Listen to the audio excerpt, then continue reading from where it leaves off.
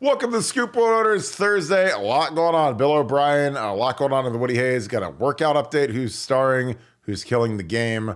Schlegel's doing great work for us. Thank God he's in the building right now. But we got a lot of stuff to talk about. We're going to take your super chats as always. This is going to be a fantastic show because, as always, it's a big show because you guys made it one. Nobody else other than you guys. So we appreciate you guys so much for all you guys do. Get the super chats fired up. As always, to go to our Pay It Forward fund. Sign up a bunch of new members in the last few days. Military, policemen, if you guys have active candidates you'd like to sign up, Buckeye Scoop at gmail.com. Send us the candidates and we will get those verified and we'll get them rolling into our website, buckeyescoop.com. If you're not a member of buckeyescoop.com, we've been breaking news all day. It's been a crazy day today. Our phones have been glued to our ears, and we've got a lot of great information. So we appreciate you guys that are on there. All of our BuckeyeScoop.com members, shout out to you guys. Thank you guys for always being a part of the show and part of our site. If you guys enjoy this content, please leave us a like, click subscribe. Also click that little alert bell. Again, we appreciate you guys so much. The channel is going absolutely ballistic right now. There is no off season on Buckeye Scoop. If anything, we're in like mid-season form. It's all because of you guys. So thank you guys so much. I got to give a special shout out to my boy, Kurt Whiteside. He's driving up to Wisconsin with his family. Drive safe, my man. I had a great talk with you today. Appreciate your generosity and all the things, all the kind things you said. Looking forward to seeing you in a couple weeks. So drive safe up there, brother. Appreciate you. Nevada, a lot going on. Bill O'Brien, you've got the latest. You got an update about 15 minutes ago, right before we went on air. What is the latest on Bill O'Brien in Boston College, Al Washington, the whole shebang there? Well, Bill O'Brien is in Boston today, meeting with the president of Boston College, Father Leahy, and they're expecting a decision. But the people closest to Bill, namely the people that deal with him from a representation standpoint, think this one's a done deal. They think that they've come to terms, they've agreed to things. I think the salary is going to be right around $5 million a year, which is a nice bump from $2.5 million where he's going to be at Ohio State. I haven't been able to get like all the terms, regarding duration. What were they had started with a really onerous liquidated damages thing where basically Boston College was asking Bill O'Brien to pay back all the money that was given to him in the event that he left early on a contract, which is really kind of unprecedented. I'm not sure where they ended up on that. I know it wasn't there, but that was an issue for Boston College. There's issues about staffing, who they retain, what they do. Does Bill, want to go out and hire his own staff, or do you want to stick with the guys that they're on? I think they're leaning towards sticking with a lot of the guys that they have on. But barring something crazy, and look, it's been a crazy offseason, so you never say never. This is not done. But it looks like Bill O'Brien to Boston College looks like they've come to the to an agreement, and short of something short circuiting that, I expect an announcement tomorrow, maybe Saturday by the latest. But I think this one's going to be put to bed, and Bill O'Brien's going to be back in Beantown. Yeah, I mean it's not surprising. I mean, once they get that $5 million mark, and they're meeting a lot of his demands. Again, you gotta. It's like we talked about offline before the show. If you're the athletic director and your candidates are Bill O'Brien, Paul Chryst, and Al Washington, Bill O'Brien is like the A-tier candidate, the guy that you have to go after to excite the fan base. Boston native, because again, if you hire Al Washington, it's like admitting defeat. It's nothing against Al, but he's never been a coordinator, very young. So to hand the reins over to a guy who's never been a coach or a coordinator, it's crazy. Like you look at their pattern of hiring over the years. It's like Steve Adazio, offensive coordinator, Florida Gators. He was at Temple. Did great work at Temple as a head coach after being a dynamic offensive coordinator, O-line coach for Urban Meyer. Then does great work at Temple. Goes to BC. Didn't do great at BC, but he was he had that prestige of being OC and O-line coach for multiple national championship teams, and that all matters. Like you've got the resume, the big game experience. And then you look at, their most recent coach who just took over was Jeff Hafley, who ran a fantastic 2019 Ohio State defense aided by Chase Young and Sean Wade and Jordan Fuller and, Okuda, just a ridiculously talented front. So, when you're an athletic director and you're selling to the fan base, hey, we just got Ohio State's defensive coordinator, and look how great their defense is. Their defense is top 2, 3, one of the best defenses in Ohio State history, a team that probably should have won the national championship, except for, that's the year where we ran into a ridiculously strong LSU Tiger team with Joe Burrow and Jamar Chase and Jefferson. But like on a regular, like if that team played this year, they'd have won the national championship. So again, sometimes, styles make fights, and they would have ran into maybe the best team in history, that LSU team. But that was a really good defense, really good offense for Ohio State. So, when you're trying to sell to the families, hey, we just hired Jeff Hafley. He ran a top 2 defense, great recruiter, young guy, good looking guy, energetic guy.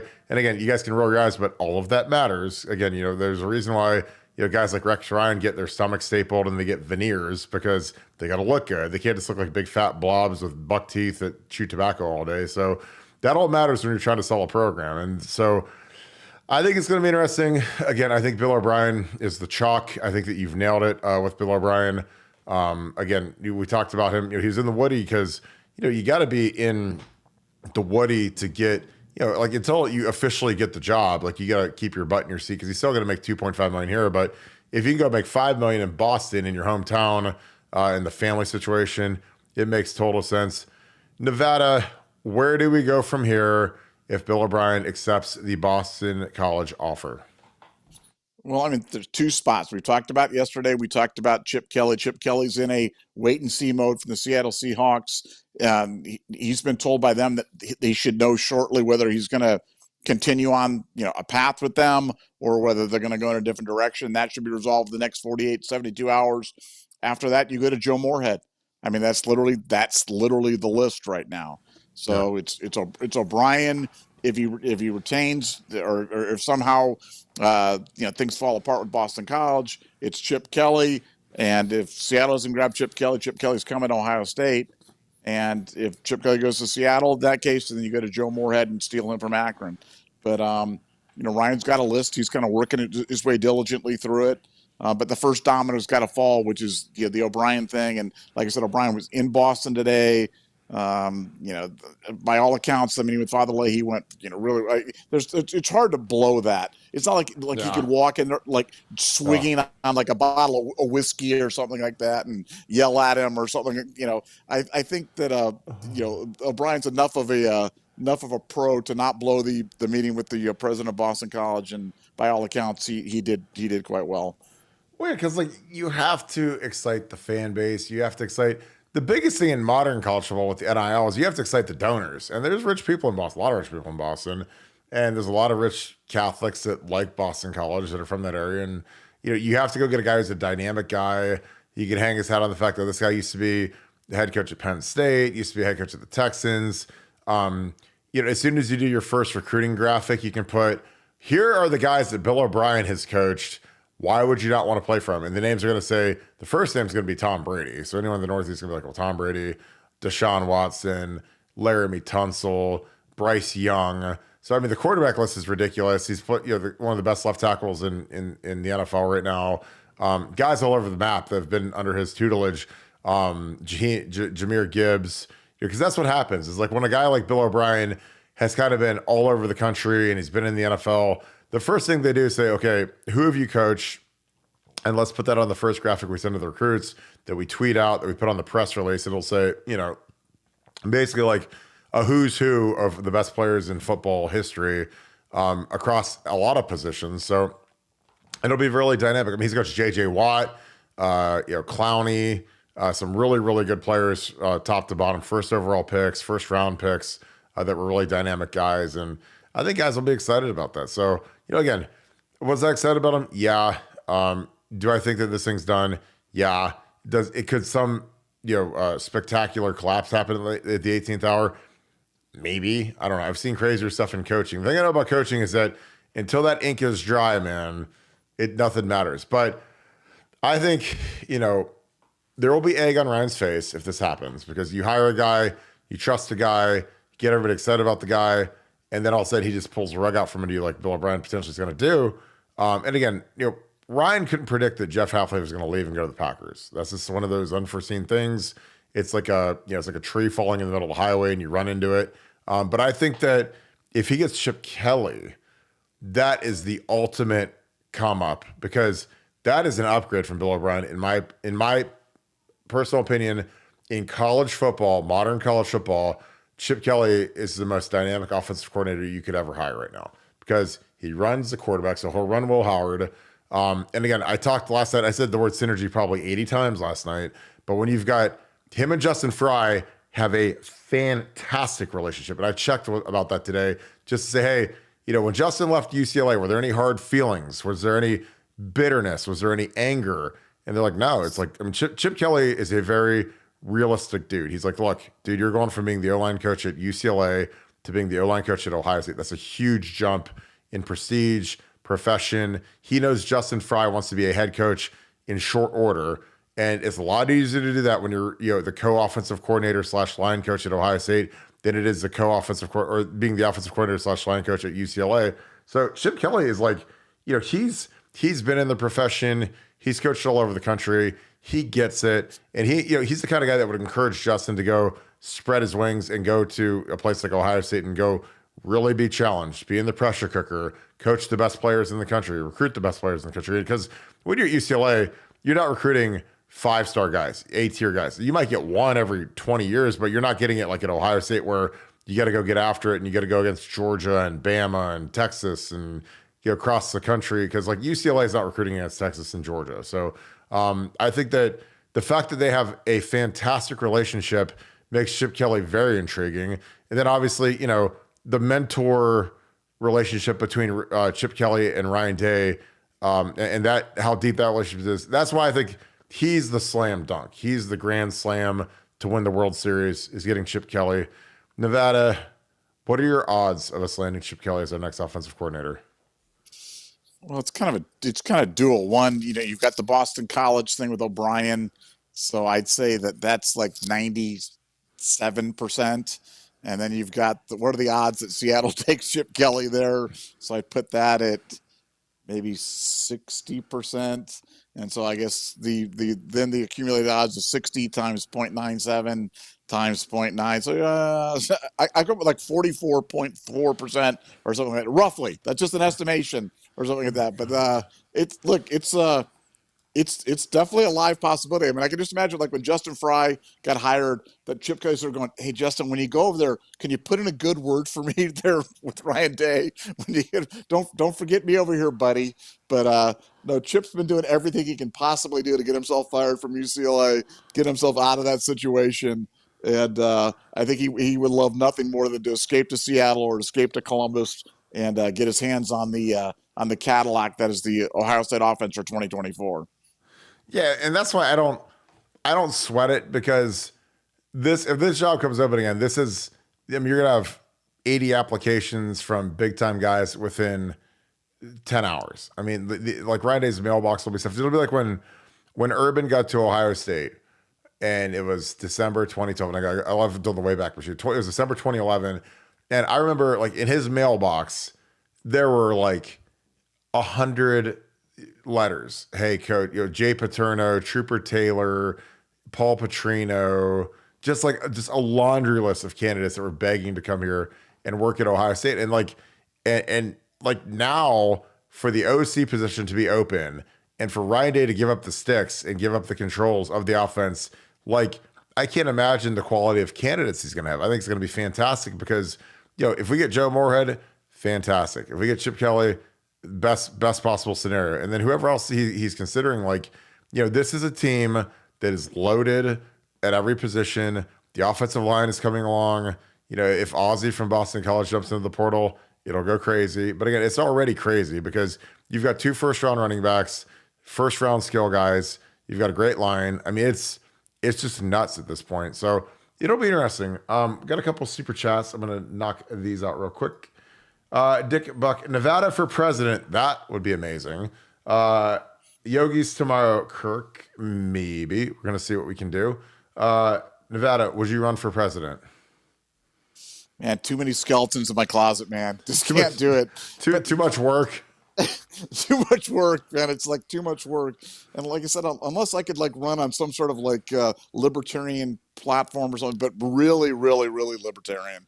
And, Yeah, I'm not sure the world's ready for Nevadabuck as the president. You know, I'd be great. I'd be great. Oh, They should make me.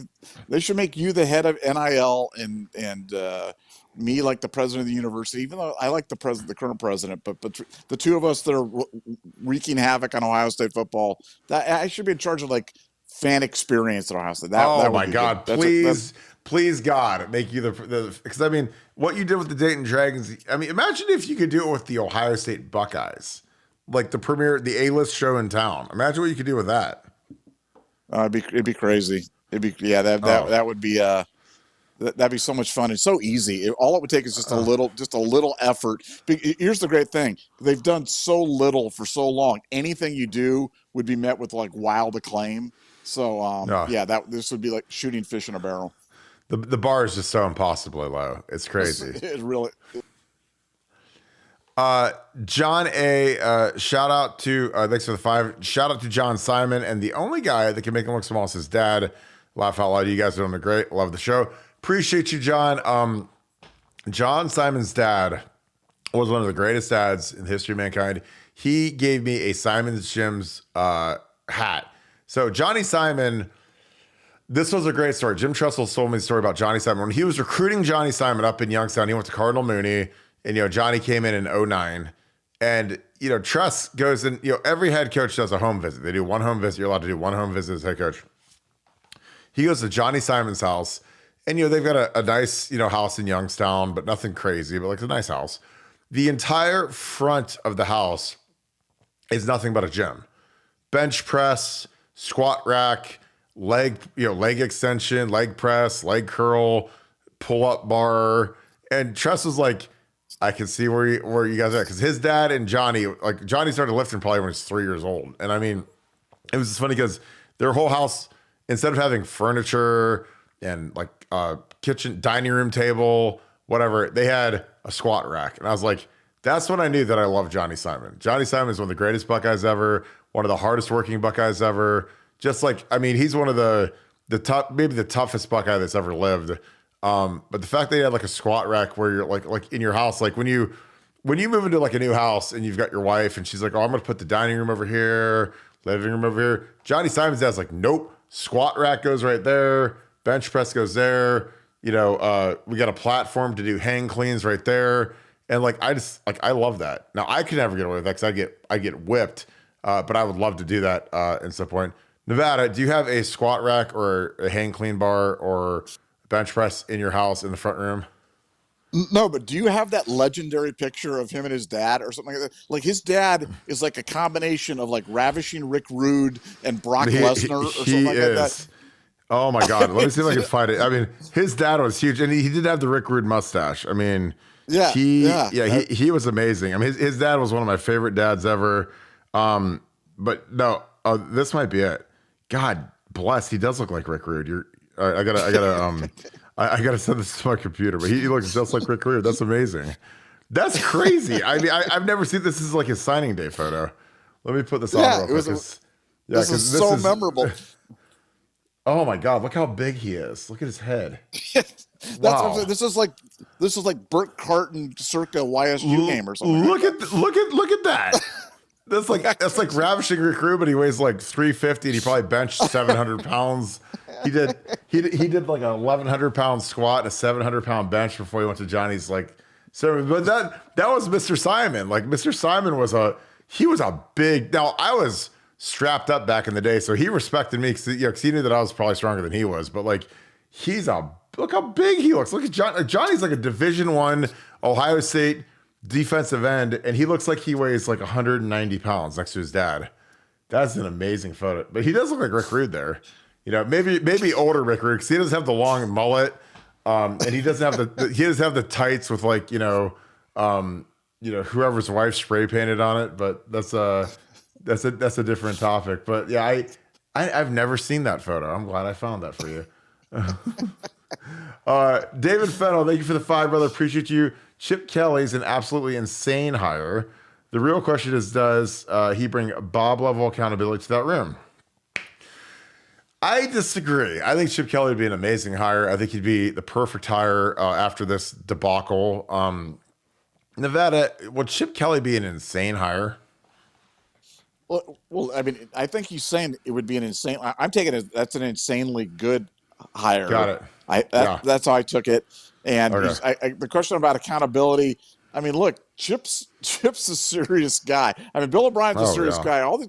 I mean, Joe Moorhead's a serious guy. Chip Kelly's a very serious guy. I mean, when it comes to offense, there'd be no like screwing around, and like people would be paying attention because you're talking about a guy who's like absolutely iconic when you're talking about offensive football. I mean, he's literally like the father of tempo football. I mean, it'd be like meeting like Curly Lambeau and talking about the forward pass or something like that. I mean, it's Yeah. it'd be crazy. I mean, it would be absolutely crazy. I cannot even imagine the kind of things that Ohio State would be doing on offense.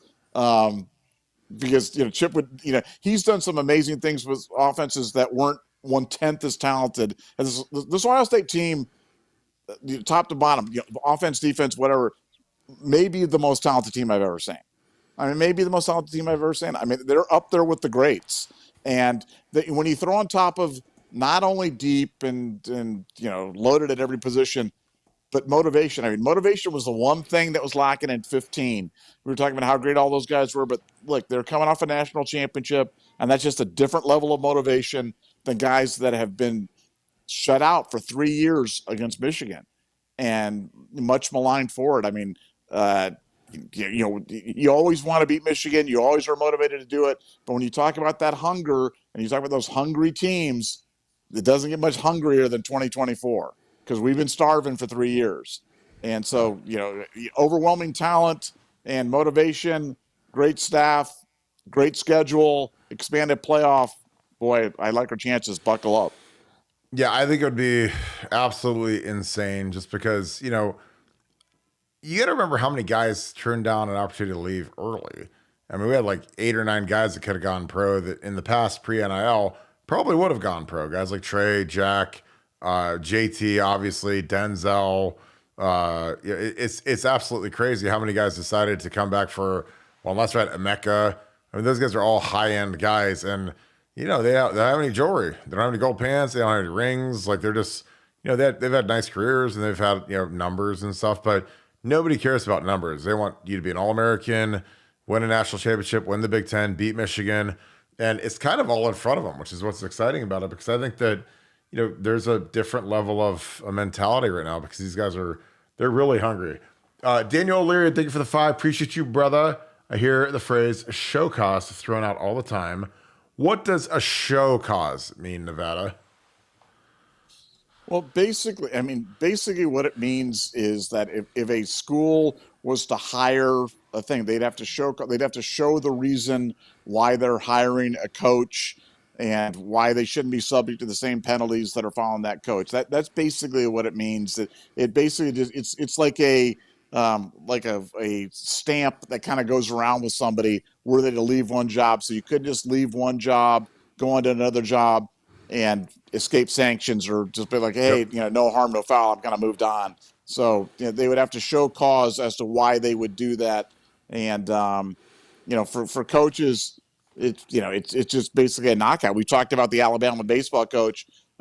Basically, they've done as close to giving him the death penalty for coaching. The penalties are so punitive, nobody could ever hire him, knowing that if he ever took another job, that he would have to be immediately suspended for the first 5 years of his contract. So, show causes are bad. Jim Harbaugh's is going to be really, really bad. And,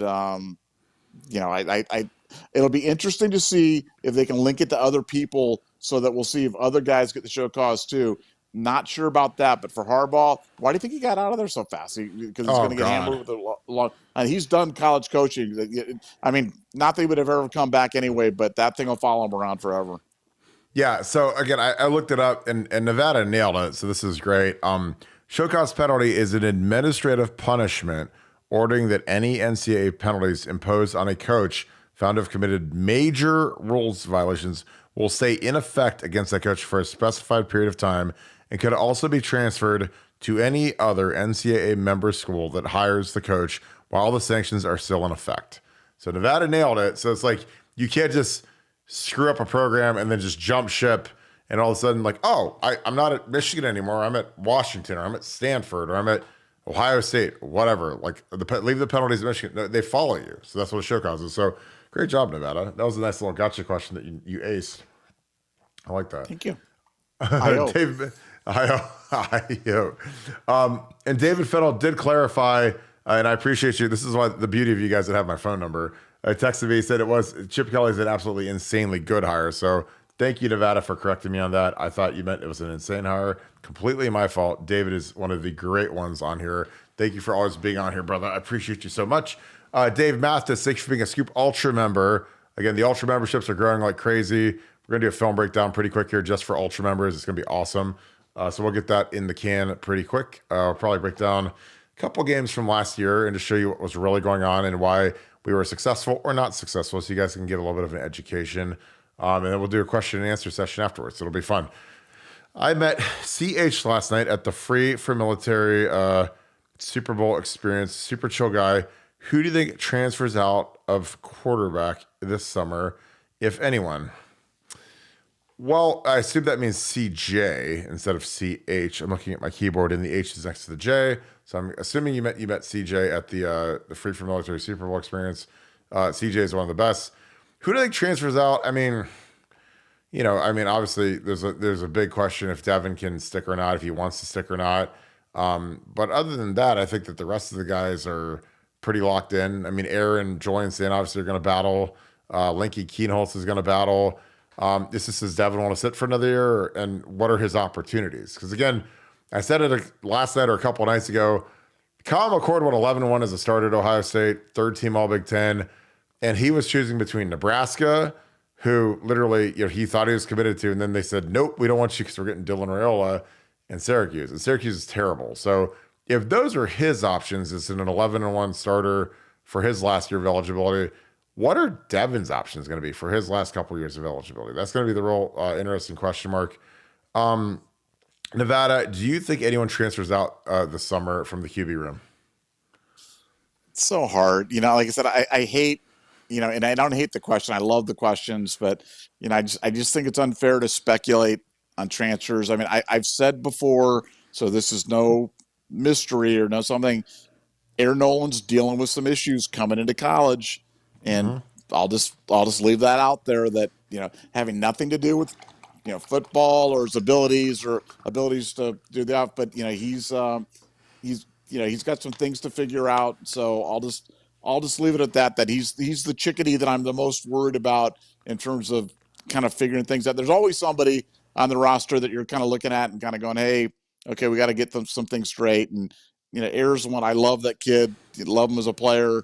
And hope everything works out for him. So just rooting for him. Yeah, I agree. And it's funny because I remember back in the old days when I was a freshman, I had guys like Reggie Smith and Darius Hiley and a lot of guys that were my guys. And, I was, I guess, a scaredy cat. I was a little baby because when I played, I was so scared of being late, of missing class, of missing study table. Like, I didn't want to give anyone a reason to ever run me off the team. So I was always on time, on point, 4.0 GPA my first quarter at Ohio State. It was great because I got a 4.0 my first quarter. I never had to go to study table again. It was amazing. So, but some of these guys, I'd be walking to the study table and knock on the door. Hey, you come in? We can walk over and grab some food together and then go to study table.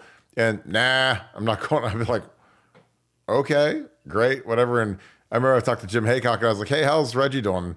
I don't think he's going to make it. I was like, and this is two quarters in, and I'm just like, man, that's my boy, And so I think that, with the transfers and how guys, and where I'm going with that is because you talk about, some of these guys, they show up to college, man, and college is no joke, man. College is, you get to Ohio State, man, it's a bullet train. It moves real fast, and they don't wait for you. If you want to screw around and find out, then there's a lot of guys that would kill to be in your spot, to be in your scholarship. Well, hey, Kirk, let me just say something about that. I literally do not know how you guys manage a big-time college football environment and going to school. I just do not understand that. Because for me, I had a hard enough time just handling the school part. And I worked a little bit and I did some things or something like that. the fact that you got to do all that you got to do, the requirements of being, a Ohio State football player, and and by the way, you got to go to school too. Like, I'm not kidding. I'm in awe. I really am in awe. And when people do it and do it at a high level and succeed at it, and they're 4.0 and this and that, I'm just like, I don't even know. You guys are way smarter than I am, because I don't know how the heck you guys do that. Well, I mean, like, it's like I used to tell people, I'm like, look, I play football for my job. When I'm a player at Ohio State, it's a job. It's not. This isn't for the old shish boom ba and for the old the donors. This is your job. Because I knew girls that were bartenders or waited tables or servers at restaurants or whatever. Like, I mean, there are a lot of people that they either can't afford to go to college or whatever, and they scrap their way. They figure it out. I mean, they work at Jimmy John's, or they work downtown at one of the bars or whatever. So it's like, I was just like, it's no different. They got to go work an 8-hour shift from 8 o'clock or 10, 8 o'clock at night to 2 a.m. or whatever, and that sucks and that's exhausting. And they still have to find a way to study for their Spanish final and do the same stuff we have to do. But the hardest part about football, like especially like when we're practicing, is it's just physically exhausting. Like, I mean, I'd get down practice, man, and it was like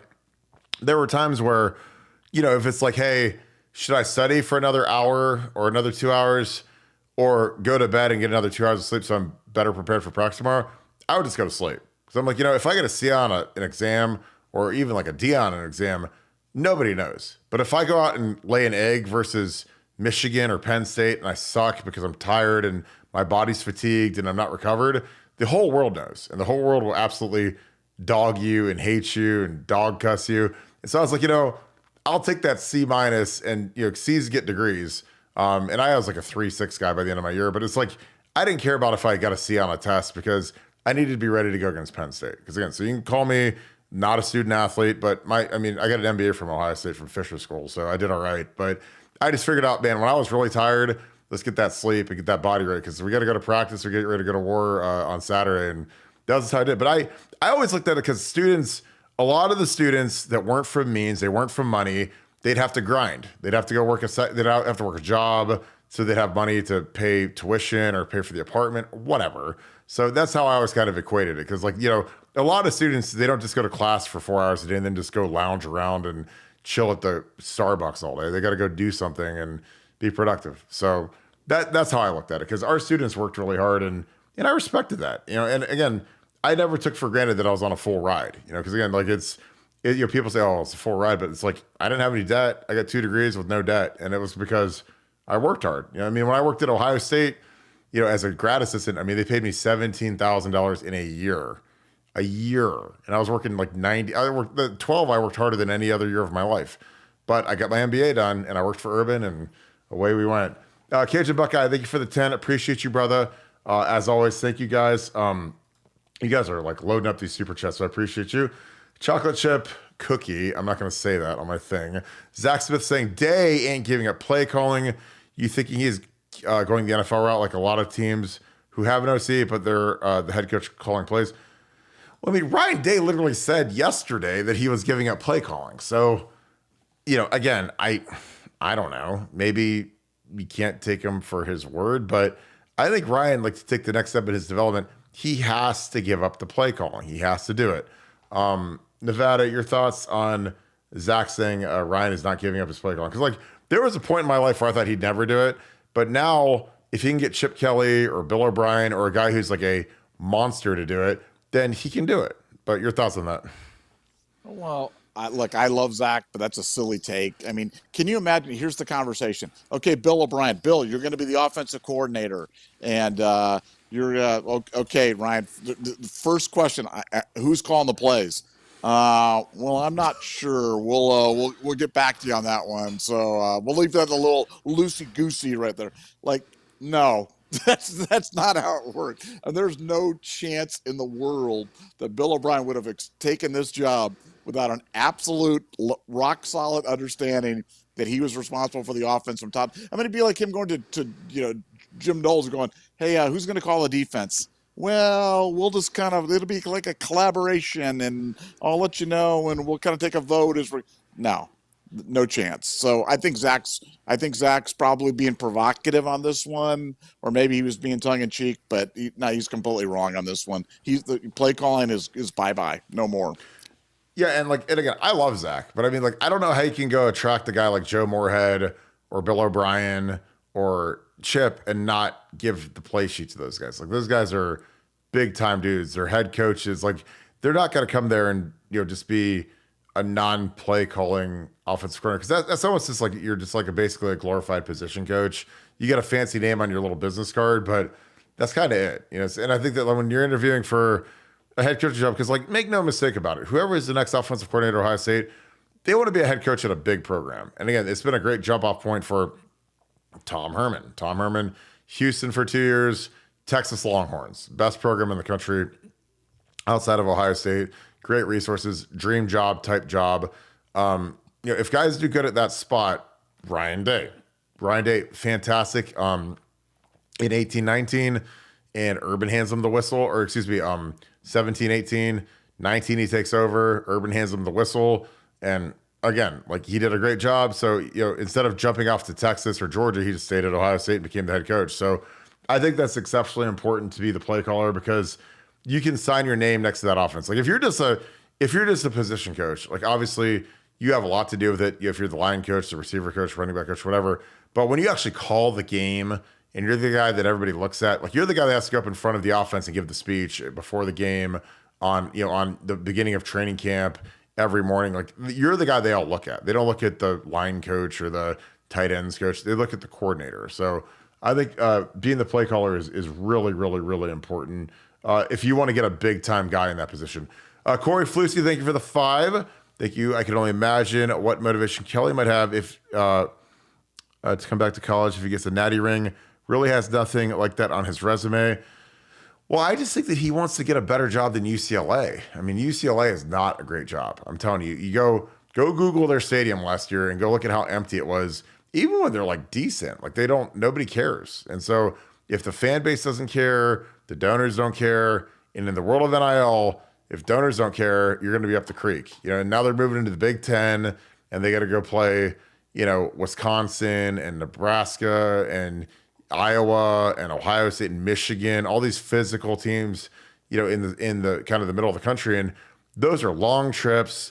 UCLA is in an ultra physical outfit, and I think if Chip could take over Ohio State's offense, he could propel himself back into that S tier, that top tier of coaching candidates, and be more appealing for for a huge job. Because again, he's a guy that I think is one of the best coaches in college football, but it's hard to be great when you're at a C-ish tier, D-ish tier type program like UCLA.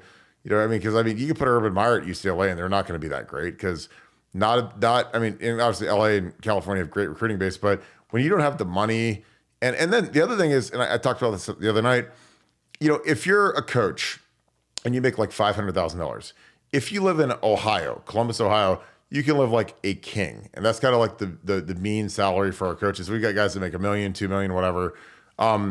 If you make that at UCLA, you're living in a duplex. I mean, that's a really, really expensive area.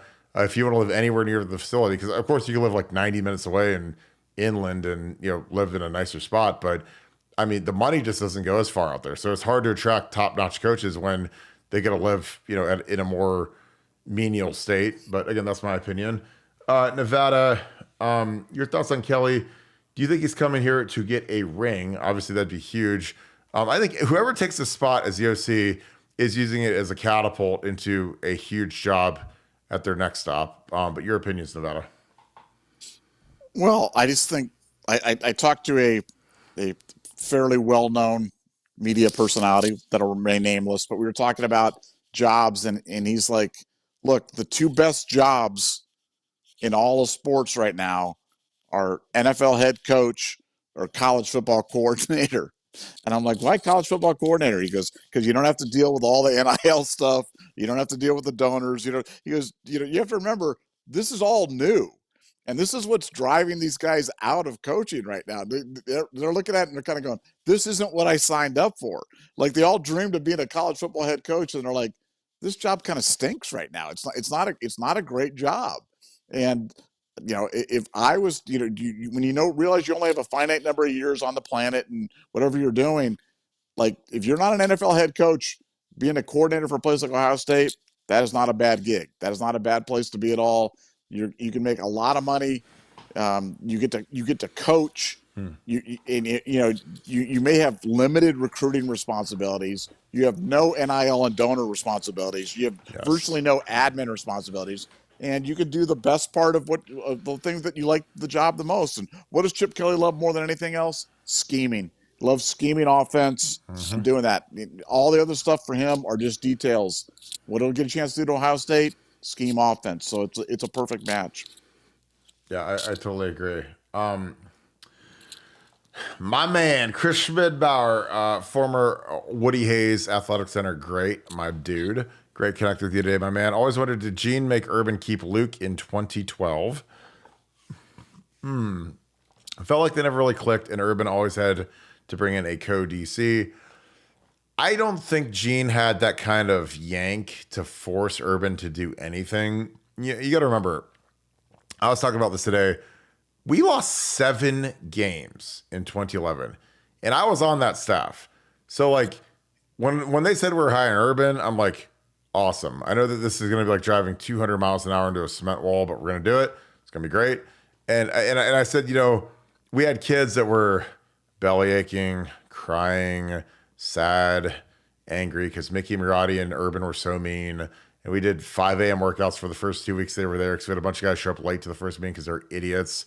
And so, I told those guys that were crying, I'm like, look, if Urban Meyer and Mickey want to throw you guys off the top of Ohio Stadium to your death, I'm fine with that because we literally lost 7 games because you guys sucked so bad last year. I'm not going through another 7-loss season in this conference. So whatever they tell you to do, if they want you to swim with alligators, piranhas, you're doing it because I'm not doing this again. And these guys that were crying to Urban and saying, oh, my legs hurt, I'm sore, and this is so hard, I didn't care because we lost 7 games. So I think Urban had so much yank, he could have offed Luke, but I truly believe he interviewed Luke and Amy Fickle. And Luke is one of the greatest human beings on this earth. Like he's not only was a best heavyweight champion in the history of Ohio high school wrestling, but he's just a great person. And Amy Fickle is a great wife.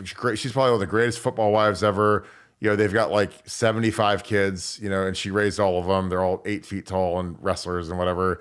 And, I think that Urban kind of saw Urban. You have to understand, Urban is the political mastermind. There's a human being on earth that knows football politics better than Urban. And he's like, if I keep Fick, it keeps the former players happy because there were some former players and some media people who were stupid who thought that Luke should have got the job. And I'm like, dude, we lost 7 games. Like, there's no way.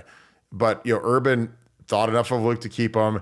And I love Luke Fickle to death. But he got thrown into an impossible situation where he had to start a freshman quarterback and Joe Bowserman, and it was a total disaster. And half our good players, Mike Adams, DeVere, Boom Heron, Terrell got himself kicked off the team. Terrell basically made himself ineligible so he could become eligible for the NFL supplemental draft because you can't enter the NFL supplemental draft unless there's some sort of you fail a drug test, you're declared ineligible by the NCAA. So Terrell purposely made himself ineligible so he could be in the supplemental draft. And, I just thought, when Urban did that, I thought it was a political move. It was really smart. And, I love Luke. I think Luke did fantastic in Cincinnati. I thought he should have taken the Notre Dame job, but he's just too smart and too loyal of a guy. And now he's at Wisconsin. But I think that, and the co-DC thing was interesting because in 12, we played really good defense. In 13, our defense was atrocious with Everett. And Everett Withers moved on to James Madison as the head coach, which was kind of a demotion. I mean, he literally made less money as a head coach at a 1AA school like James Madison than he did as the co-DC at Ohio State. But then you got Chris Ash, who did fantastic work with our back end, with our secondary. I don't know. But I think that, I think Luke earned that. Same like Mike Vrabel. I mean, Urban was always like, I wasn't going to keep Mike Vrabel. I mean, he made Mike Vrabel interview twice. And, Vrabes' first interview was so bad that he made him come back the next day and do it again and prepare and whatever. And it's funny because, Vrabel ends up being the coach of the year. And when they played in the league, Vrabel smoked Urban twice. And so I'm sure that had to be some sort of a gratifying feeling for Vrabes. But Nevada, your thoughts on the whole Fickle thing? Did Gene Smith make Urban keep Luke in 2012? I just don't know if he had that kind of yank. I mean, I think like from an optics standpoint, it looked great, but I still think everybody had to kind of interview for a job under Urban. But your thoughts? Yeah, I mean, you have to understand the dynamic and the power dynamic at that point. And at that point, basically, like Gene Smith was running around like, Mr. Meyer, can I get you a Fresca? I mean, it was not, there was no dictating of terms or you got to keep this guy. And what I'd heard at the time contemporaneously was that Luke went in and just killed the interview.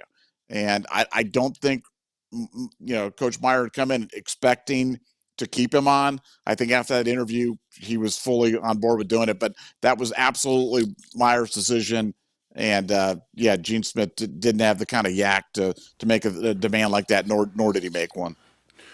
Yeah, and like in 12, like you have to understand the dynamics of when a coach like Urban Meyer shows up in December. It's the most awkward, weird thing in the world because Urban shows up, he brings Brian Voltolini and Mark Biantoni. That's his sergeant and his lieutenant from Florida, his right hand and his left hand guys. And they're in the Woody Hayes and they kind of take it over. And then, we as, the mostly lame duck staff, Jim Bowman, Doc Tressel, Nick Siciliano, like all the guys, John Peterson, all the guys are getting whacked. We're meeting in like the offensive line room because our staff room got taken over by Urban, which again, we don't really have any say because those guys all got whacked. Stan Drayton, we're all in the same room. And none of them really got a shot. None of them were getting retained. The only guys that got retained on offense were Stan Drayton and myself. And the other offensive GA was scared to death and he got whacked too. So I was like, you're in this weird situation where you're like, I don't know what I can do to get retained. I would love to get retained because I wanted to finish my MBA and learn from Urban Meyer. So I worked hard, did all I could do. Anything they needed, I tried to help with. And it's just that awkward situation because you're like me and Stan are getting retained and we're keeping our jobs and everybody else in the room is losing their jobs. And we had to go play Florida in the dumbest, most worthless bowl game in Ohio State history in that stupid Gator Bowl. But that was different, man. Because I'm telling you, like we're out there and we'd be out there coaching and running practice, and then Urban's walking around looking at the O-line groups and everything. And I'm standing there as an offensive quality control coach. And I'm not really allowed to coach. Like, I'm not allowed to coach at all per the NCAA, like, rule book. But I'm out there coaching. So I'm like, look, I'm not just going to stand here with my hands in my pockets. And Urban looks at me like what are you? Just like some stone golem that stands here all day and doesn't say anything or do anything? Like, why would I keep you? So I was out there coaching my head off. Like, I was like, and I was like, if I get rid up by the NCAA, I don't care. At least I went out fighting for my job. But it was, it's always interesting. Like, I wish people could understand what it's like when the new staff shows up. The old staff has to stay for a worthless bowl game because that was one of the craziest times of my life. And I love Urban to death. And I prayed to God every day. I was like, please let this guy retain me because I want to finish my MBA. I want to work for Urban Meyer for a year and learn this stuff. And if coaching happens, great. If it doesn't, I'll get into business. I'll be fine. Like I didn't care. But that was an amazing, amazing time. Thanks, Schmidt. That was a great question. And that was a really good dissertation. Survived the hunt. Thank you for being Scoop Ultra member. It looks like you killed something huge there. That's a great kill right there. Thank you for the 10.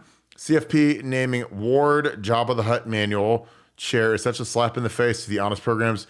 Do you think this move is CFP trying to get out in front of the vacated national title?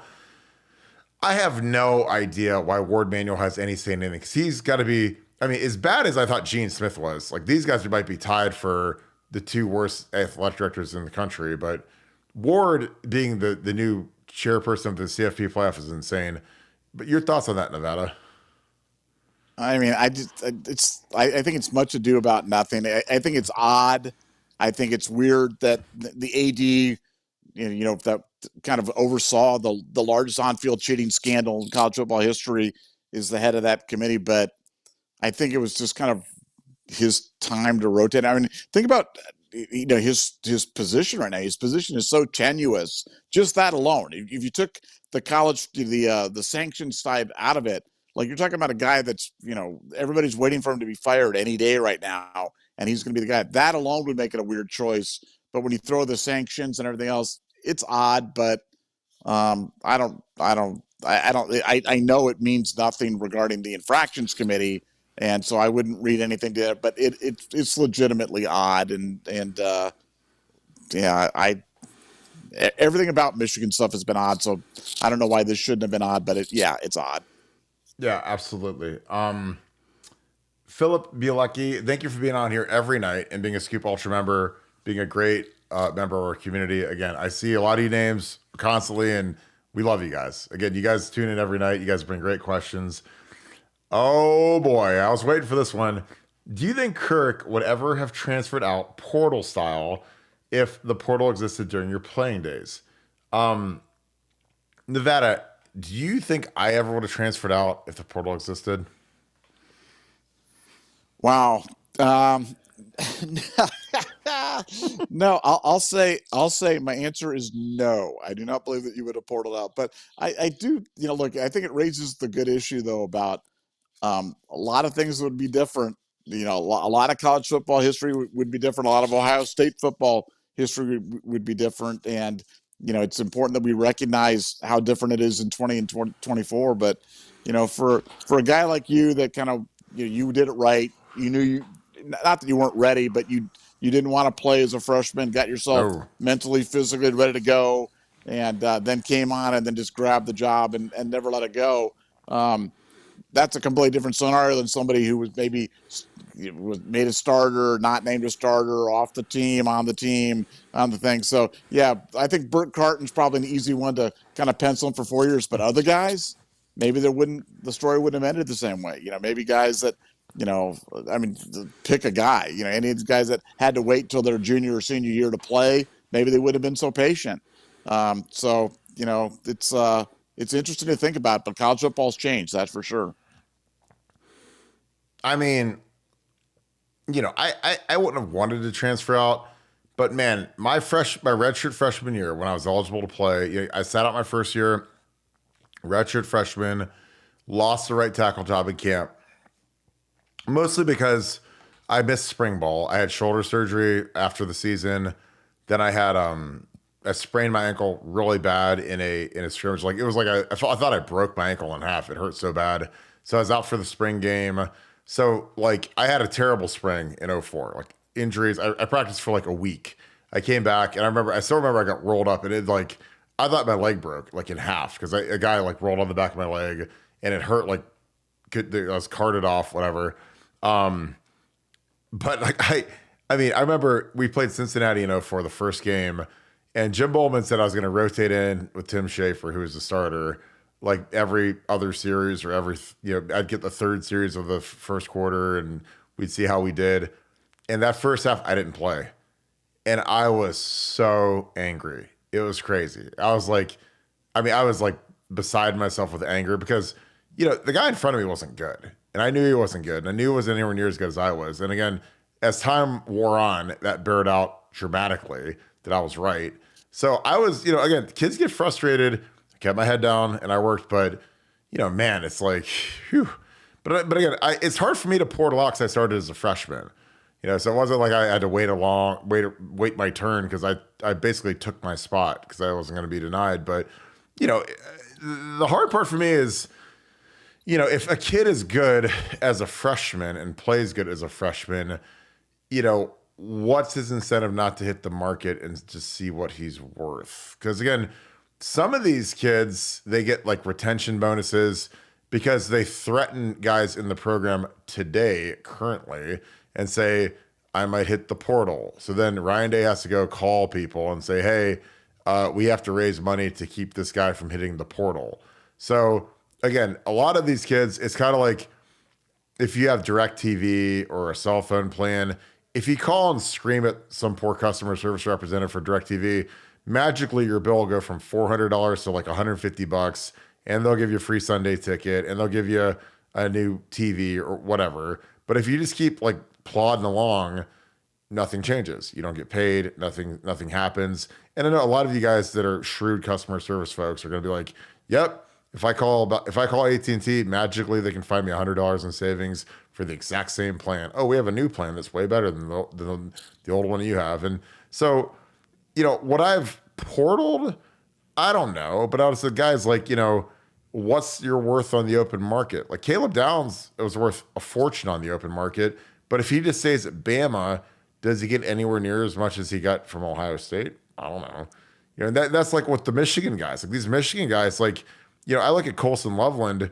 He's the only guy back on the entire offense, literally. Like they lost 5 starters on the offensive line. They lost the quarterback. They lost the running back. They lost basically everybody. He's the one guy. So if I'm Colson Loveland and I've got this huge market value, why not explore it? And again, that doesn't mean you have to leave Michigan, because when you're a guy like Colson Loveland, you could go dip your toe in the portal, see what's out there, and then always come back to Michigan, and Michigan will probably pay you. A perfect example of that is Carter Smith. Carter Smith is a kid from Olentangy Liberty. He dipped his toe in the portal for a little bit, talked to Ole Miss, talked to Florida State, was seeing if Ohio State had interest in him, and Ohio State had no interest in him. And he ends up back at Indiana, and he got a great NIL deal. Huge NIL deal. Now, if he just sits there and he's this Carter Smith sophomore tackle from Olentangy, he probably doesn't get that deal. But he went out, and Ole Miss is all over him, and Florida State's all over him, and all these schools that have money to burn are offering him big money. And Indiana's like, you know what? We got a new coach, this Kurt Signetti guy. We're going to make a statement. We're going to keep our star left tackle who played, well. And so again, would I've actually hit the portal? Probably not. But again, you just never know. I mean, the circumstances that I was at were so great that I can't be mad when you're starting as a redshirt freshman. You're playing significant minutes. You're all Big Ten. You're from Ohio. You love Ohio. It would take a lot for me to ever want to leave. But that is a fantastic question.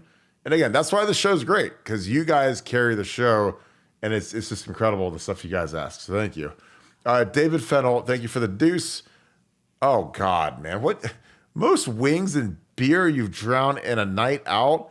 What would ever make you think that I'd ever drink beer? That is crazy. Nevada, I'm going to have you answer that, because you're a guy that likes to drink beer and wings. And what would ever make you think that I like to eat chicken wings and beer?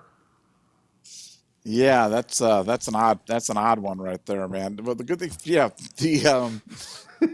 the good news for me, I think the most wings that I've ever eaten at one time is like 4 or something. I don't even like chicken wings. I just think they're a lot of effort for very little meat. I'm like, you're just gnawing on that thing, and it's just a lot of effort. It's just a lot of work. I mean, I to be honest, I don't get chicken wings. I don't get them. I just don't understand. I really don't understand them. That's why, when I go to Buffalo Wild Wings, I'm getting a smash burger. That's what I am. But I don't get wings. I'm just being honest with you. But I do like my smash burgers. But no beer though, right? Because you drink vodka tonic, right?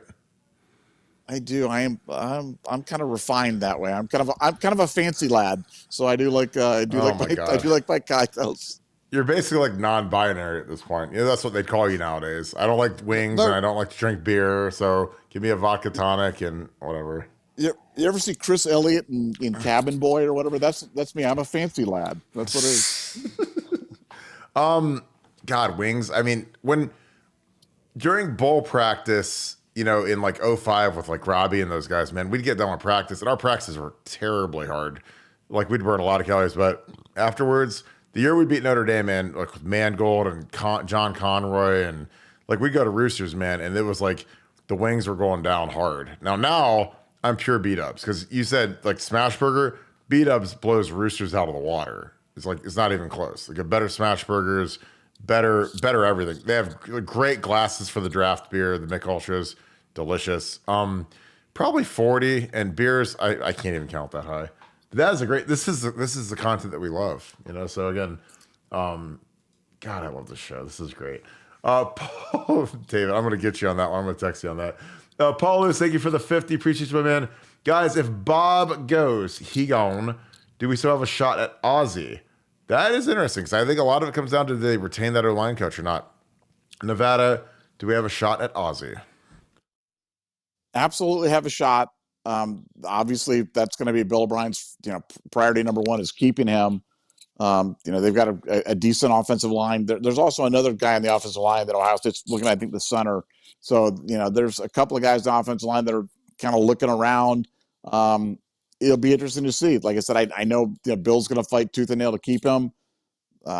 Ozzy's thinking about it. It's one of those things that I just don't know. I don't have a good enough read on the kid to know if he's going to jump the portal. But what I can tell you with 100% certainty is he's thinking about it. He's looking at it. And if he jumps, he'll be a Buckeye. 100%. Mark that down and hold me to that. That's perfect. I love that. And he's a great player. I watched his film again yesterday, and he's got a lot of talent. He's got 1 year. And again, I tell these guys, like, you got 1 year to maximize yourself for the NFL. And I'm like, dude, if I can go work with Ryan Day and Mickey Marotti and Justin Fry, I'm in. I'm telling you. Jeff Rittenhouse, thank you for the 5. Getting an OC like Chip Kelly would make that QB room stay to learn from him. Better for the league than studying under an OC. Syracuse. Could not agree more. Again, Chip Kelly's been in the league. He did good work at Philly. Again, he's kind of a different cat, but as an OC, he's as good as it gets. Like I love everything Chip Kelly does. And again, Kyle McCord's got to go to a really, really, really bad Syracuse program this year and do the best he can to try to get drafted. And honestly, I don't think Kyle's going to get drafted because he wasn't great last year, and he's going to a team that doesn't have Marvin and Emeka and Trey Henderson and all the trappings that he had before, because now he's going to a cellar dweller, and it's going to be real hard to be good. Nevada, your thoughts on Chip Kelly? Would it make the QB room stay to learn from him? And is it better to get guys ready for the league? Yeah, no doubt about it. You're talking about a guy who's had experience at the highest levels, and that's what it's all about. And it's all about the college football game is all about sucking up as much knowledge. That's why these quarterbacks come to Ohio State, because Ryan Day is kind of the quarterback whisperer. And if you had Ryan Day and Chip Kelly to learn from, there could not be a better tandem. That would be one of the most formidable college football tandems that there's ever been for a college quarterback to develop under. I literally would be hard pressed to think of one better. That would be about as good as it gets. Yeah, I totally agree. And again, I think it's going to be a huge hire if we pull this off. And I think it's twofold. He's the best guy for the job, and I think he's a better fit than Bill O'Brien. And I love Bill O'Brien, but if you got that egg on your face, Ryan, go tell these guys to go get some money and go get Chip, because Chip will make it fantastic. Alex Martin, thank you for the 10. Appreciate you, my friend. Kelly Cumming is best, absolutely. The Kelly Fry Day team, Uriani Knowles team. See, again, you guys get it. You guys pay attention. You guys see the synergies. It's huge. Uriani coached with Knowles at Duke. 2 innovators, Kelly up-tempo offense and Knowles the safety-driven defense. See, this is why I love this show, because you guys get it. You guys understand why, when you get a guy like Matt Gariani in here, Jim Knowles is a front 7 guy. Gariani is a back 4 guy. It's fantastic. I think it'll be really good. Nevada, your thoughts on those synergies? Yeah, underrated point. We don't talk about it nearly enough. It's not pointed out nearly enough. But yeah, that's why when Matt got hired, I was excited. I know it wasn't a big name for a lot of people out there in kind of just the world, but as an Ohio State fan, man, this him and Knowles are tight. They've coached together for a long time. They understand exactly what they want from each other, and when you get those situations, it's like. I'll just tell you a quick story. I have a background in hockey, and we had a player on our team, and real good center, and there was a wing that was playing for another team, and he was real good player, real good wing, but we kind of found out these guys were from the same hometown, they literally grew up together in Russia, literally grew up as little kids in Russia together. So we traded a bunch to get this wing on our team, and the effect of having it wasn't just 1 + 1 = 2. It was 1 + 1 = 7. These two guys were absolutely unstoppable on the ice, and I always think about that situation when I see these things where you've got these coaches that have got a background, and that's what I think about when I see with Matt and Knowles, and that's what I think about when I see if you ever could pull off the Chip Kelly, Justin Fry, Ryan Day, troika there, it would just be crazy, because sometimes, the sum is greater than the parts, and this would be definitely one of those situations. Yeah, to me, it reminds me of when the Bengals had Joe Burrow, and they had I don't know if it was 5 or 4 or whatever the pick was, and it was Jamar Chase or Penei Sewell. So you have 2 Hall of Fame level talents. And again, I was like, I'd take Jamar Chase. Like Penei Sewell is incredible, but Jamar Chase is Joe Burrow's like best friend. It's his favorite target. It's like drafting Jerry Rice for him. And and they take Jamar Chase as Pro Bowler monster. And Penei Sewell's awesome. Trust me. Like, I mean, I watched this film, he's incredible. But when you get Jamar Chase and you have that chemistry from LSU, they went to a Super Bowl. They haven't been to a Super Bowl in forever. So I think they made the right pick. And Jamar Chase is a guy, showed up at Joe Burrow's house, walked next door, and knocked on the door and said, "Hey, I want to buy this house." And people look at him like, "Well, it's not for sale," and I don't care. I want to buy it. What's it going to cost? He just writes a check for more than the house was worth because he wanted to live next to Burrow and just constantly be with him, throwing and catching, chemistry, hanging out, playing video games, going out to eat, whatever. But I think that's something that if you draft Penei Sewell, you don't have that same relationship that Joe had. And again, I think that's so important. And people don't understand how important chemistry is and those little relationships where guys really get to know each other and feel things out. And I think that's huge. So that's why, again, I'm team Chip Kelly, because you get him in, there isn't a guy on this entire planet that Ryan Day would feel more comfortable handing the play sheet to than Chip Kelly. And again, for me, I'm team Ryan Day and team comfort. Chocolate chip cookie, I'm not going to say it. I completely agree. Was hoping Zach was wrong on, I believe that's on the play calling with Ryan Day. Here's my thing. I love Zach. Zach and I are tight, but I think Ryan Day, his goal this offseason is to become a head coach, not an offensive coordinator. In the last couple years, he's been trying to double dip, and he's been good at it, but he has to let go of the play sheet. And it's hard to do because when you've made all your money and you've set your family for life and all this thing because you're a great play caller, it's hard to give that up. And again, that's why, when they named Brian Hartline the offensive coordinator last year, it's like, Brian ain't calling no plays. Brian's never even called plays in Madden. Why are you going to think that Ryan Day's going to let him call plays versus Penn State and Michigan? You're crazy. Now you get Bill O'Brien, who's coached in major games, coached Brady, called plays for a long time. That's different. Chip Kelly coached at a very high level, NFL play caller. That's different. But you can't have a guy learn how to call plays on the fly at a place like Ohio State. That is the dumbest thing you could ever. If you're teaching your 16-year-old kid how to drive, you don't have him drive a Formula One car, or have him drive Le Mans or something. You take him out in the parking lot at, Kroger and have him put the cones up and drive around. You don't put him in a Ferrari, LaFerrari and say, "Hey, go ahead, try it out, see how it goes. Don't hit that pedal too hard because you're going to go 250 miles an hour." And that's what it's like when you coach at Ohio State, because there's no margin for error. You watch Kerry Combs versus Joe Moorhead in that Oregon game 2021. That was a ritual killing. And I was sitting there watching that in the stands. I was like, we really can't adjust versus motion. We can't run some cover three and stop giving up that edge. They kept running the same motion, and we kept giving up 60-yard runs. And I was like, this is literal day one stuff. And there's nobody helping Kerry and saying, "Hey, stop calling man every single snap because it's going to kill us." And it did. Nevada, your thoughts on that? Again, I think that Ryan's got to give the play calling up. Yeah. I mean, we talked about that. Like I said, we're big Zach fans. I'm almost a Zach fanboy because I admire underdog stories and guys that kind of come back from. I mean, that guy got torn through the mud, and I'm sure he deserved some of it, and I'm sure he didn't deserve a lot of it. But he kept swinging, and I admire guys that keep on swinging. So God bless Zach. But I think on this one, I should say again, I know Dave's given up the play calling, and anybody that would know that why Bill O'Brien would come here would know that he's given up the play calling. So that one's pretty easy. Yeah, I totally agree.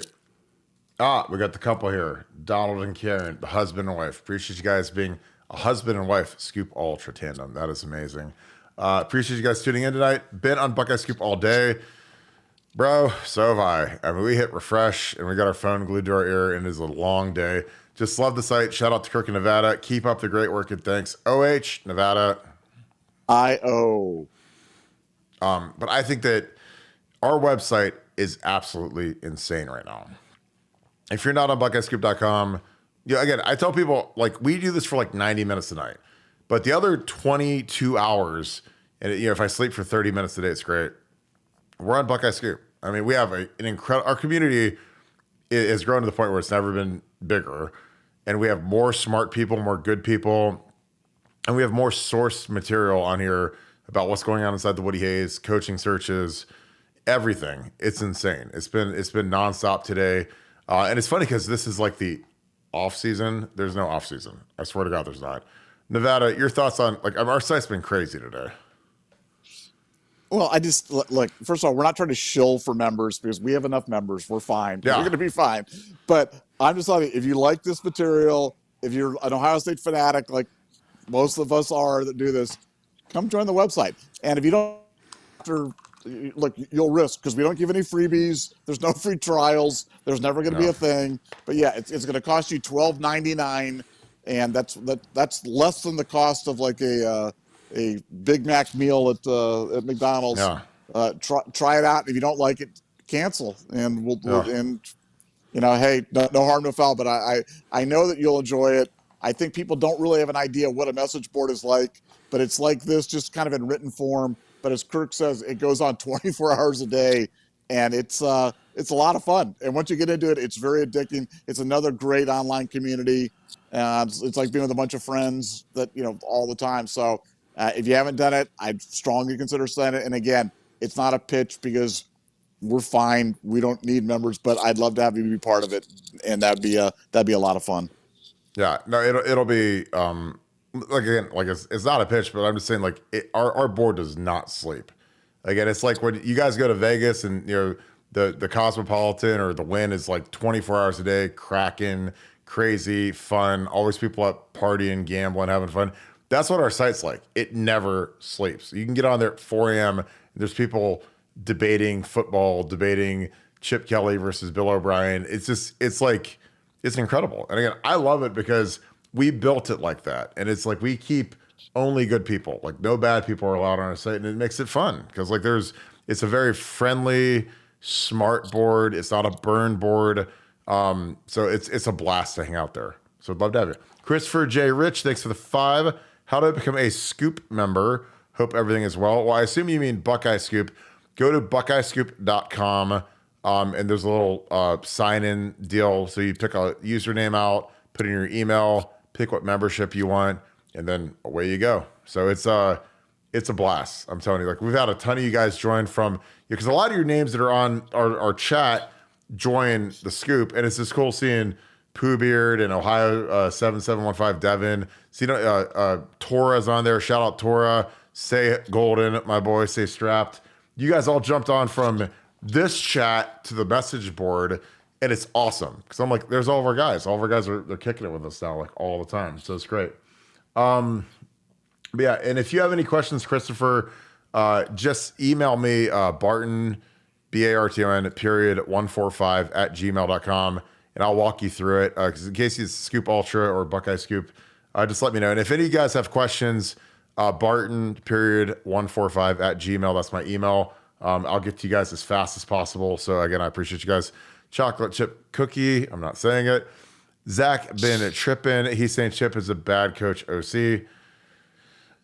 I don't know. I mean, yeah, and again, you can have opinions on anything. Like, there's people who say Belichick's not a good coach. Vrabel's not a coach. Urban's not a good coach. I mean, everyone can have an opinion.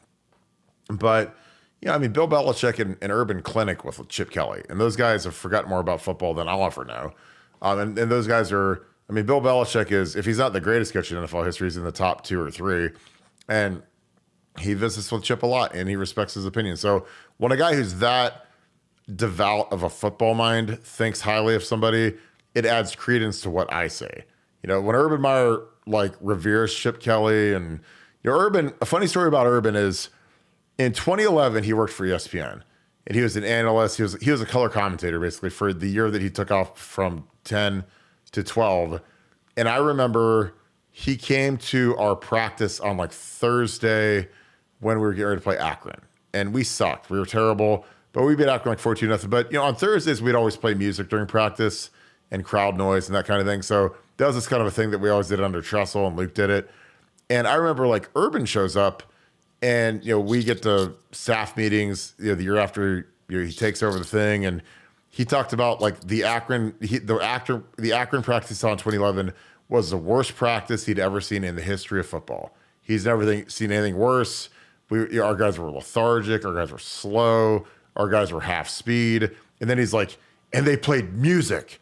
They played music. Music. How can you play music and have your coach coaching you up and correcting things when you're playing music? They're playing rap music and all that stuff. And I'm sitting there and I'm like, okay. So of course, Urban like just destroys the old staff for playing music. And I'm like, that's fine. But then he finds out that Chip Kelly plays music. And Chip Kelly doesn't just play music on like Thursday. Chip Kelly plays music the entire practice of every practice.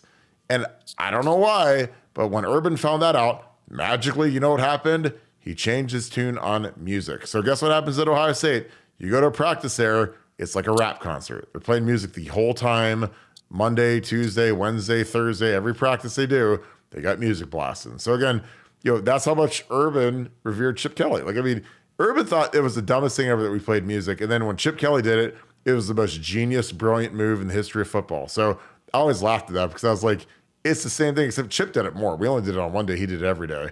But that's how much you like Chip. So they started playing music at practice. And frankly, I like it because it keeps your mind off of how much practice sucks when you can hear some good tunes. Christian, thanks for the deuce. Roosters 100 times better than B-Dubs. Not even close. There's no chance. Not even close. I think Roosters has fallen off a cliff recently, and I think B-Dubs is dramatically better. There's a reason why they're a national brand. And again, I love B-Dubs. I think that the wings are better. The beer is way better. They have better cups. The burgers are way better. The quality of the foods is better. And the restaurants are nicer. So big Roosters guy, it used to be, it's fallen off hard. B-Dubs is way ahead of them now, like light years ahead. Nevada, your thoughts on Roosters versus B-Dubs? Yeah, Roosters is just not as good. I mean, I don't know if B-Dubs has gotten better or Roosters has gotten worse, but Roosters, I mean, it's just not as good. That's just facts. Yeah, I mean, I think, B-Dubs, their sauces are made by T. Marzetti's, which is like, they make the best sauces, the best ranches, the best everything. They're not oil-based sauces like Roosters are. So, take your Roosters hot sauce home and put it in the fridge, and it turns into like a big pile of oily lard. And that's not the sign of a good sauce. You put T. Marzetti stuff in the fridge, and it tastes like creamy because it's not straight oil. And that oil's terrible for you. So, Team B-Dubs all the way, and I'll never change. Ohio 7715, thanks for being a Scoop Ultra member, and thank you for the 50. Devin, you're the best, brother. I appreciate you so much. Freshman that has the biggest impact on the field this year, can't answer the obvious, which is probably JJ. Transfer that has the biggest impact on the field this year, can't answer Downs. OH, Nevada. IO. You take this, Nevada. What freshman has the biggest impact on the field this year? Boy, I can't take Jonathan. I'm gonna go with Edric Houston. Yeah, that was gonna be my pick too. Yeah, just because he's come in and he doesn't look like a freshman, and he didn't carry himself like a freshman, and he's not strong like a freshman. So everything about him, and we need help on the line, just depth. We need guys, and so if I can't take JJ, I'm going with Edric. That's my final answer.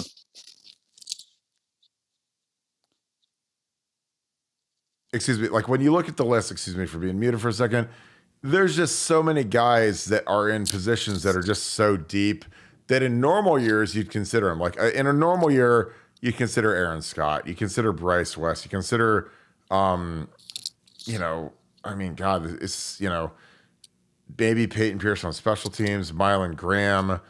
But the Armstrong twins aren't going to be ready. JJ is the guy that stands out. Ian Moore's not going to play. Might be a too deep tackle. Garrett Stover, too deep. I mean, really the only guy you can say is Edric Houston. Honestly, it's like you look at the roster: Dominic Kirks, Gabe Van Sickle, no. Leroy Roker, no. Eric Benson, no. And some of it's because they're just not super developed guys. But some of it is also like they're at loaded positions. Like, Peyton Pierce isn't going to get meaningful snaps behind Cody Simon, Sonny Styles, CJ Hicks, Gabe Powers. Obviously Aaron Nolan's not going to play this year unless there's a complete tragedy. Mylan Graham, maybe. James Peoples is going to be like the fourth running back. I mean, when you get Quinshawn shows up, then magically, like, you're 4 on the depth chart, which is tough.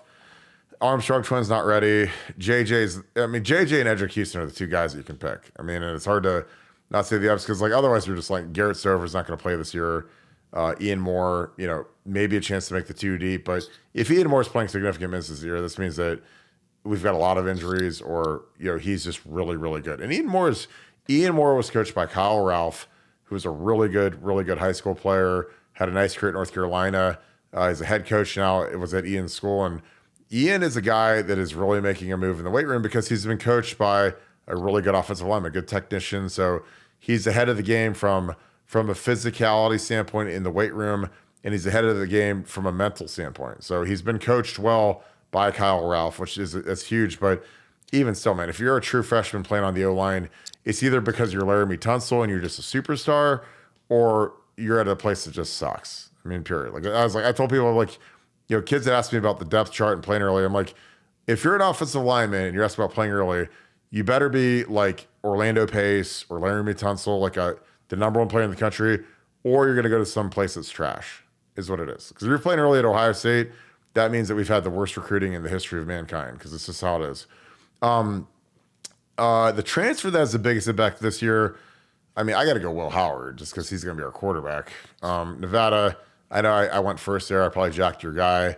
I can't say Caleb Downs. Is there any other guy that is on the list for you?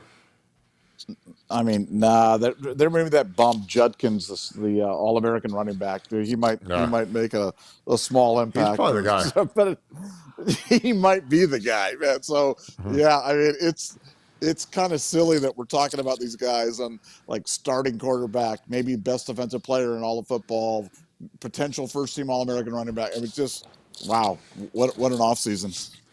No, it'll be amazing.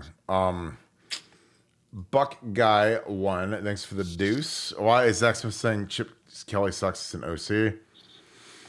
I don't know. I mean, he was pretty good in his time. Now, again, I think that when you're at UCLA, it's hard because you don't really have great talent. But I like what Chip does. And again, you don't have to take my word for it, because take the word of really good coaches that they clinic with them. Again, that says it all to me when Bill Belichick wants to learn about why Chip Kelly does what he does, and Urban and these guys, like, that means a lot more to me than anything else, because those guys, when they needed to learn how to go faster and go tempo and why to go no huddle and certain concepts, like, it made sense to me. I like it.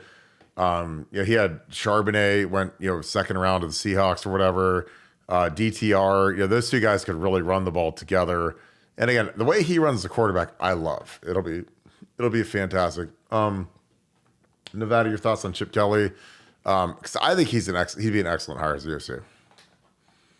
Well, look, we always try to be honest with you on the show. So if you're asking my honest answer, why do I think Zach says it? I think it's shtick with Zach. I think Zach likes to kind of take concurring positions. So I'm not even sure if he really believes that. But if he does really believe it, goes back to something Kirk said earlier, which is everybody. Like, I met a guy the other day, or talked to a guy on the board, that didn't like STK in Vegas. And I'm like, how can you not like STK in Vegas? It's like great food, great music, beautiful women, cool vibe. Not my cup of tea. Hey, everybody's got an opinion. So somebody may not like Chip Kelly. I think Chip Kelly would be fabulous. If we could get Chip Kelly, like I said, we will have a show that is just sobbing. Or it's just going to be one straight hour of Kirk sobbing for like 30 minutes, and then I'll sob, and then we'll just keep sobbing the whole time, because that's how happy we will be. Well, I just think that, and again, Zach is a very sharp dude. He's a very sharp coach, great analyst, knows his stuff. So again, everyone gets an opinion. Again, there's people that there's people this whole last year, Bill Belichick sucks. He stinks. Worst coach ever, whatever. But I think that a lot of it's tied to the talent that you have. Like Bill O'Brien, who I think is a really talented, really sharp coach. I mean, their offense was like in the 30s, 30, 31, 32, the Patriots, because they had terrible quarterbacks. So, Chip doesn't have a lot of help out at UCLA. I mean, he's got no recruiting base, no support. So I don't know. I mean, there's people that say Nick Saban's washed. There's people that say, that's just part of the gig. I mean, people say, LeBron's washed, LeBron stinks, LeBron sucks. I mean, so that's just part of, being in the spotlight. But I like Chip. And again, I think that, again, the thing that makes me excited about Chip is I know Ryan Day would be confident in him running the room. And again, that's, of all the things, there wouldn't be a trial period. There wouldn't be well, maybe I should pop back in that staff room and see if he's doing okay. Or maybe I should sit in on this meeting with my arms folded and say, well, I don't like what this guy is saying, because like that happens sometimes. Again, Urban Meyer always told a great story about, he hired Scott Loeffler. Scott Loeffler, really good coach. He's from Alliance, Ohio, played at Michigan, quarterbacks coach at Michigan under Lloyd Carr when they had Henne and Ryan Mallett and all those guys. And so in 2009, which was Tebow's senior year, he lost Dan Mullen. Dan Mullen was his right hand. That was his OC. Went to Mississippi State as a head coach. And Urban's like, well, I'm going to hire a pro-style guy, Scott Loeffler. Scott Loeffler, Michigan was the most pro-style offense in the country. Developed Henne to a second-round pick. That's going to be my guy. So, like, he brings in Scott Loeffler, and, like, Scott Loeffler shows up and does his first clinic wearing, like, a Florida Gator, polo, at the Florida High School Coaches Association clinic. And he literally is showing highlights of Chad Henne to the coaches in Florida instead of Tebow or whoever, Chris Leak, whatever. And Urban had an absolute fit because he's like, how on earth could you be in a Florida Gator thing showing Michigan football highlights and Michigan football concepts? Like, he is like big on find Tebow doing the same thing, even if you're not familiar with the clips. But that whole year was a disaster for Urban because Scott Loeffler was trying to do his thing and try to do, this is what we did at Michigan instead of doing what Urban wanted and what had made Florida the most dominant program in the country from 06, 07, 08, 09. Scott Loeffler was kind of like, well, yeah, this is what Urban has done. This is what Adazio did. This is what Dan Mullen did. But this is what we did at Michigan. And this is, so, that made Urban go ballistic on Loeffler because he's like, this is what we do here. This is the Florida Gator offense, not the Scott Loeffler Michigan Wolverine offense. So I think that when there's an issue like that, it's important to have that chemistry and that synergy where a guy like Chip Kelly speaks the same language as Ryan Day. And Chip is going to know, he falls right in line with what Ryan wants to do. He's not going to try to undermine him. Because again, this is the most important part to a coaching staff. You guys can write this down and underline it and circle it. The coaching staff has got to be aligned. Because if you start getting guys in there, they got their own motives or they undermine you or whatever, that's when the Titanic hits the iceberg. I'm telling you, I've seen it. I've seen guys that had their own motives. I've seen guys that undermine coaches or whatever, and it gets real ugly real fast. And I'm telling you, that's the biggest thing about getting Chip Kelly here is that guy, he loves Ryan Day. He's going to help Ryan Day, and Ryan Day's going to help him. It's not always going to be pretty. It's not always going to be hot cocoa and muffins, but it's going to be, it'll be a good working relationship. And Ryan, most importantly, knows that Chip Kelly will not try to undermine him. So, Nevada, any other thoughts on Chip Kelly? We'll get one last super chat and we will roll. Let's IO. I love it. Sean Rollins, thank you for being a Scoop Ultra member. Again, the Scoop Ultra memberships go to the Pay It Forward Fund, so I appreciate all you guys that are signing up for it. Excuse me. If you guys have any questions on signing up for Pay It Forward, just shoot me an email, barton.145@gmail. I'll send you the instructions. I found the link. Super easy to do. Really appreciate the support. We're upgrading the badges. So you guys that have been here for a while, you get like a helmet stripe, you get a Woody Hayes AVI. It's really cool. So I'm upgrading all the badges so they look really sweet. And you guys will be proud of it. So thank you for the 10. What's up, Kirk in Nevada? This show is my son and I's nightly routine. I appreciate you guys. Sean, that is amazing. Again, I love seeing that like couples watch the show. I've seen, father-daughters watch the show. I've seen sons and dads, families. It's amazing. That's why I always say, shout out where you're watching from and shout out who you're watching with, because I always love seeing the family dynamics of the show. We're big on family. We keep it clean. We keep it fun. Hopefully we're pretty entertaining and you guys enjoy it. So I love hearing that. I'm glad we are a part of your night, and I appreciate you being on here every night. Nevada, your thoughts on Sean and his son learning from the Scoop? Well, it's kind of like me and Kirk, because Kirk's kind of like my big cuddly son. that I Oh have my right there. God. So this is like a father-son moment for me too. It's like me, I get to spend my evening with my son Kirk while you and your son listen to it. So God bless you all. We're just I'm so blessed, and I'm proud of you, son. Kirk, you're doing good, buddy. I see. I'm just glad that you don't have to have a camera on, so you don't have to put your dentures in while you're doing this. You know, it makes it a lot easier on me. You got, Can we have a where's can my I have a catch? teepees? Let's have a catch. Can we have a catch? You never would have a catch with me, Kirk. Never. Oh my God, where I'd are be my like, hey, teepees? you want to have a catch? No, I don't want to. I don't want to have a catch. I'm like, come on, let's have a catch. Oh my God, you're killing me right now. Well, we're about it. Yeah, we're at 90. God bless, this goes fast. Nevada, final thoughts. 90 minutes in. Appreciate you guys as always. Final thoughts. We didn't even get to a imminent 5-star Oh my safety commit. God. I've had it up. I've had it up on the screen for 7 hours. Here you go. Nope. Fahim Delane. Don't bury the lead now. Don't bury the lead, but wait for it, guys. It's buried. It's buried. coming. It's coming. 5-star commitment. Watch. Remember to wait for it. We're waiting for it. It's coming. Yes. So is that your send off for the end of the episode? Is that we didn't get to the thing for the third night in a row? We're so spoiled. We are ridiculously spoiled that a 5-star safety commitment that is coming. I'm telling you, it's any minute now. Any minute now. You watch this happen, and you'll be like, "Oh, Nevada told me about this. This thing coming. It's gonna happen." And you're gonna be like, "Scoop had it first. Remember that." Oh, I love it. It's so amazing. Well, hey, doing good. Appreciate you guys. Let's wrap this thing up. I can take you guys out here. Thank you guys so much for kicking it with us. As always, again, we appreciate you guys watching with your families, your friends. This thing is growing like crazy. This is great. Chocolate chip cookie with the final deuce. Make sure you like the video. You're the best, brother. I appreciate you so much for being a part of this.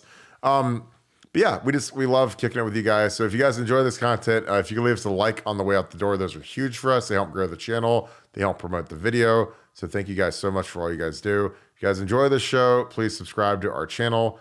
Again, that helps us grow. Send it to your friends, your family, cousins, uncles, coworkers, whoever you got, FedEx guys, Amazon guys. Say, hey, you watch the Scoop? Get on the Scoop. So we appreciate you guys spreading the word.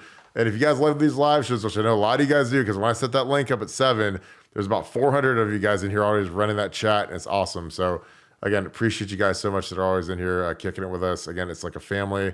It's a blast. So thank you. This community is ridiculously good. And again, if you guys like this hour and a half a day, consider BuckeyeScoop.com, because it's like this the other 20 hours of the day where we're on there grinding, talking, back and forth, great discussion, great debates. It's a blast. So consider joining BuckeyeScoop.com. You guys won't regret it because it is really fun and we have a lot of fun on there. But yeah, so shout out where you guys are watching from. Shout out who you're watching with. Shout out to my Southern Ohio boys down in Portsmouth, Gallipolis, South Point, Chesapeake, down on the river. That is where the most hardcore Ohio State fans live. And also shout out to Youngstown, Canton, Defiance, Ohio. I'm heading up there next week. Can't wait for that. And of course, my Columbus people, New Albany, Delaware, Hilliard. Appreciate all you guys watching. Thank you guys so much. All over the world, all over the country. Appreciate all you guys do. That being said, thank you so much, Buckeye Nation. Thank you, Scoop family. We're going to talk to you guys tomorrow. Hope you guys have a great night. Go Bucks.